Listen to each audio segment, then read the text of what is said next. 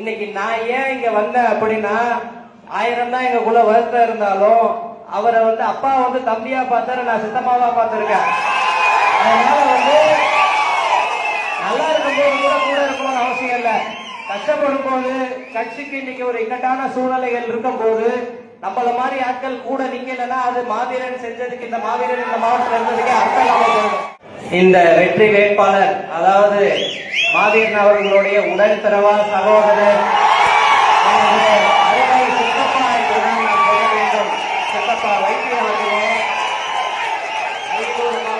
தொகுதி சட்டமன்ற வெற்றி வேட்பாளர் அண்ணன் சாமணி ராஜேந்திரன் அவர்களே, கூட்டணி கட்சி தேசிய ஜனநாயக கட்சியை சார்ந்த அதிமுக, அமமுக, ஐஜேகே மற்றும் எங்கள் தலைவர் பயணித்த பாமக மாநில, மாவட்ட, ஒன்றிய, நகர மற்றும் கிளை நிர்வாகிகளே மற்றும் எனது உயிரினும் மேலான சொந்தக்காரர்களே, இந்த நேரத்திலே இந்த கூட்டத்திலே உங்களை சந்திப்பது மட்டற்ற மகிழ்ச்சியாக நினைக்கின்றேன். இங்கே வீட்டிற்கும் எனது சித்தப்பா வைத்திய அவர்கள் யார் என்று ஒருவரையும் சொல்லிவிட முடியாது. இந்த ஜெயங்கொண்டம் பள்ளியில மட்டுமல்ல, ஒட்டுமொத்த தமிழ்நாடு மக்களுக்காக பாடுபட்ட மாவீரன் அவர்களுடைய 24 மணி நேரம் பயணித்த ஒரு உடன்பிறவா சகோதரர்.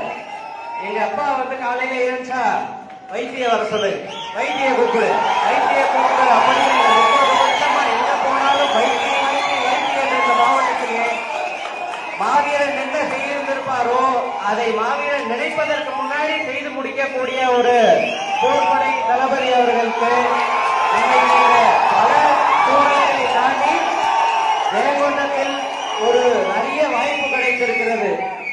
இன்னைக்கு ஒரு கட்சியில பயணிச்சு ஒரு சட்டமன்ற உறுப்பினரா தேர்வாகிறதோ இல்ல ஒரு சட்டமன்றத்துக்கு போட்டியிடுறதோ சாதாரண விஷயம் கிடையாது.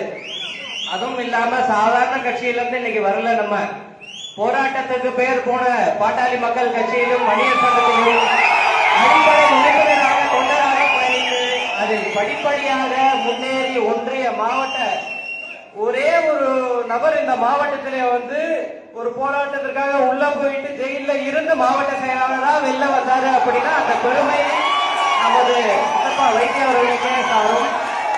அந்த அளவுக்கு உழைப்புக்கு பெயர் போன ஒரு நல்ல மனிதர்.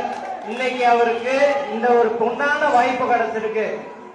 இன்னைக்கு நம்மக்குள்ள இருக்கிற 1000 கஷ்ட நஷ்டங்களையும் எடுத்து ஓரமா வச்சுட்டு இன்னைக்கு நம்மள ஒருத்தர், நம்ம கூட பயணிச்ச ஒருத்தர், நமக்காக கஷ்டப்படுத்த ஒருத்தர் ஒரு மிகப்பெரிய இடத்துக்கு போறதுக்கான ஒரு வழி கிடைச்சிருக்கு, ஒரு வாய்ப்பு கிடைச்சிருக்கு. அந்த வாய்ப்பை நான் மட்டும் இல்ல, இங்க இருக்கிற எல்லா மக்களும் கிராமம் தோறும் வீடு போய்